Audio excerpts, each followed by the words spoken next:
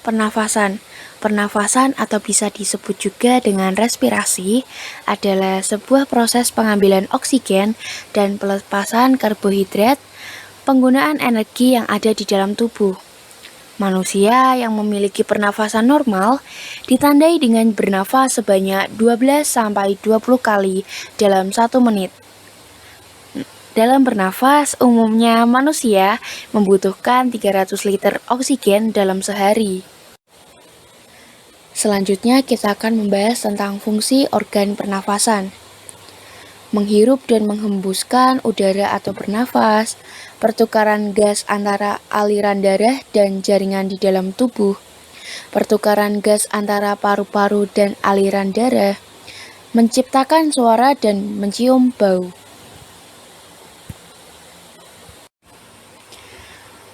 Selanjutnya kita akan membahas tentang organ-organ sistem pernafasan.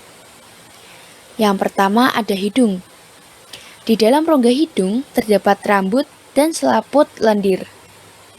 Hidung bekerja sebagai saluran udara, pernafasan, dan penyaringan udara pernafasan yang dilakukan oleh bulu-bulu hidung. Selain itu, bulu hidung juga digunakan untuk menyaring partikel-partikel debu yang kasar. Sedangkan partikel halus akan terjebak dalam lapisan mucus atau ingus. Rongga hidung juga berfungsi menghangatkan udara pernafasan. Selanjutnya ada faring.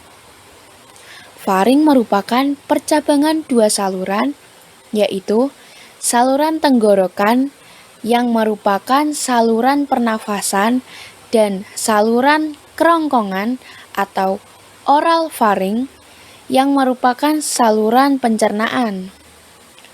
Faring terbagi menjadi 3 bagian, yaitu nasofaring sebagai bagian pali atau terdiri dari langit-langit mulut yang lunak dan juga keras. Orofaring bagian tengah terdiri dari uvula dan amandel. Yang terakhir adalah laryngofaring, yaitu bagian yang terdiri dari epiglotis. Epiglotis merupakan katup berbentuk daun yang akan menutup saluran pernafasan saat kita akan menelan makanan ataupun minuman. Organ yang kedua yaitu faring.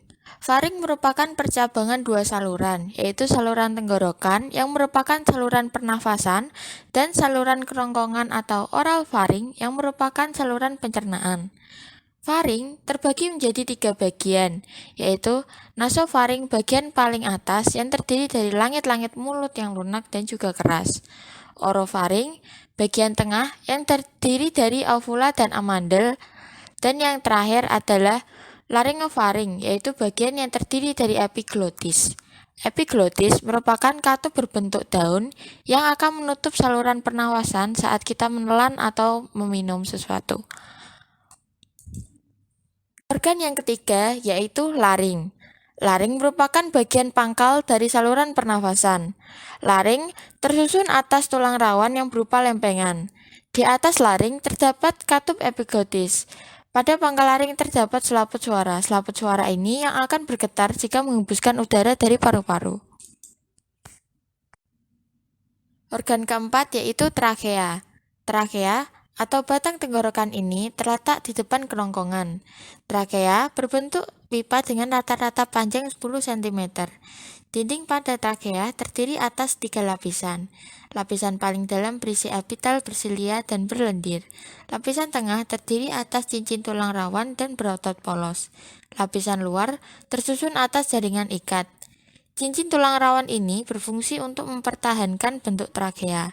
Selaput lendir bersilia berfungsi menyaring dan menolak partikel asing yang masuk bersamaan dengan udara pernafasan.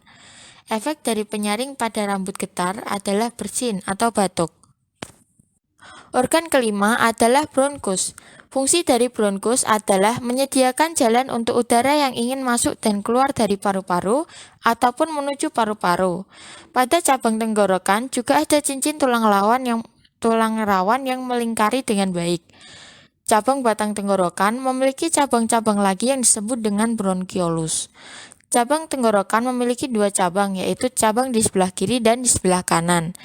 Cabang kanan paru-paru lebih besar dari cabang sebelah kiri. Cabang-cabang kecil yang masuk ke dalam paru-paru akan menuju ke alveolus. Alveolus memiliki kapiler darah. Melalui kapiler-kapiler tersebut, oksigen dan udara menuju ke dalam darah. Organ yang keenam yaitu pulmo atau paru-paru. Paru-paru berada di dalam rongga dada bagian atas. Di samping paru-paru ada tulang rusuk dan di bawahnya ada diafragma. Paru-paru terbagi menjadi dua bagian, yaitu bagian kanan dan bagian kiri. Paru-paru bagian kanan terdiri atas 3 lobus, sedangkan paru-paru bagian kiri memiliki 2 lobus saja. Paru-paru diselimuti oleh saluran tipis yaitu pleura. Di dalam paru-paru terdapat cabang dari bronkus, alveolus, dan pembuluh darah. Bronkiolus memiliki cabang lagi yang disebut dengan bronkiolus respirasi.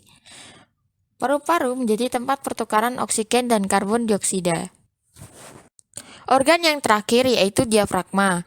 Diafragma adalah otot rangka atau otot lurik yang membentang memisahkan organ-organ di dalam perut, yaitu usus, lambung, limfa, dan hati, dengan organ dada seperti paru-paru dan jantung. Gangguan sistem pernafasan manusia. Yang pertama adalah asma atau sesak nafas. Asma adalah penyempitan saluran nafas akibat otot polos membentuk dinding saluran terus berkontraksi. Hal ini disebabkan oleh alergi atau kekurangan hormon adrenalin. Yang kedua, afiksi. Afiksi adalah gangguan pengangkutan dan penggunaan oksigen oleh jaringan akibat tenggelam, pneumonia, dan keracunan karbon monoksida. Yang ketiga ada pneumonia. Pneumonia adalah radang paru-paru akibat infeksi dari bakteri Diplococcus pneumonia. Yang keempat, emfisema atau menggelembungnya paru-paru akibat perluasan alveolus yang berlebihan. Yang keenam, ada tuberkulosis atau TBC. TBC adalah penyakit paru-paru akibat infeksi bakteri Mycobacterium tuberculosa. Yang terakhir, ada bronkitis. Bronkitis terjadi ketika saluran yang membawa udara ke paru-paru atau bronkus mengalami peradangan. Akibatnya, gangguan respirasi ini menyebabkan penderita sering batuk berdahak. Pernapasan selalu berlangsung setiap saat karena sistem pernafasan diatur oleh sistem saraf otonom atau sistem saraf sadar. Bagaimana mekanisme pernafasan yang terjadi pada tubuh kita, bagaimana proses masuknya udara dari luar tubuh ke dalam paru-paru dan sebaliknya. Kita ingat bahwa sifat udara adalah bergerak dari tempat yang bertekanan tinggi ke tempat yang bertekanan rendah. Dengan demikian, keluar masuknya udara dari dan ke dalam paru-paru juga dipengaruhi oleh perbedaan tekanan udara dalam rongga dada dan udara di lingkungan atau di luar tubuh. Apabila tekanan udara di luar tubuh lebih besar, udara akan masuk. Sebaliknya, jika tekanan udara di luar rongga dada lebih besar, maka udara akan bergerak keluar. Mekanisme masuknya udara dari luar ke dalam paru-paru disebut inspirasi atau inhalasi. Sedangkan proses keluarnya udara dari dalam paru-paru disebut ekspirasi atau ekshalasi. Keluar masuknya udara pernapasan ini melibatkan rongga dada dan rongga perut, sehingga keluar masuknya udara dapat dibedakan menjadi pernapasan dada dan pernapasan perut.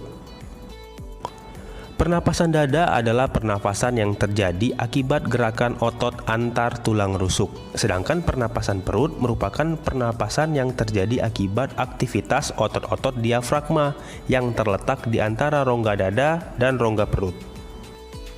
Baiklah, mari kita bahas mekanisme masing-masing jenis pernapasan satu persatu, dimulai dari mekanisme pernapasan dada. Nah, pada saat otot antar tulang rusuk berkontraksi, tulang-tulang rusuk akan naik dan rongga dada membesar. Akibatnya, tekanan di dalam rongga dada menjadi lebih kecil daripada tekanan udara di luar, sehingga udara luar akan masuk ke dalam paru-paru, sehingga terjadilah inspirasi. Sementara itu, pada saat otot antar tulang rusuk berelaksasi atau mengendur, tulang rusuk akan turun sehingga rongga dada menjadi kecil atau kembali ke ukuran semula. Akibatnya, tekanan udara di dalam rongga dada menjadi lebih besar daripada tekanan udara di luar rongga dada. Hal ini menyebabkan udara di dalam rongga dada terdorong keluar dari paru-paru sehingga terjadi ekspirasi. Itulah mekanisme yang terjadi pada pernapasan dada. Nah, sekarang kita akan masuk ke mekanisme yang kedua, yaitu mekanisme pernapasan perut. Pada saat otot diafragma berkontraksi, posisi diafragma menjadi mendatar. Akibatnya, rongga dada membesar dan tekanan udara menjadi kecil, sehingga udara luar masuk ke dalam paru-paru. Inilah yang terjadi saat inspirasi pada mekanisme pernapasan perut. Sebaliknya, pada saat otot diafragma berelaksasi atau kembali ke posisi semula, rongga dada akan mengecil dan tekanan udara menjadi lebih besar. Akibatnya udara keluar dari paru-paru. Ini yang dinamakan ekspirasi pada pernapasan perut. Ketika kita menghembuskan napas, paru-paru tidak menjadi kosong sama sekali. Hal itu disebabkan darah secara konstan mengalir melewati paru-paru dalam perjalanannya ke seluruh tubuh, sehingga selalu ada oksigen yang dapat diambil oleh paru-paru. Bahkan, jika kita menghembuskan napas sekuat-kuatnya, sekitar 1/5 bagian paru-paru tetap berisi udara. Nah, pada saat inspirasi, jutaan alveoli itu terisi udara seperti balon-balon kecil. Sedangkan selama ekspirasi, udara keluar dari alveoli sehingga balon-balon kecil tersebut mengempis.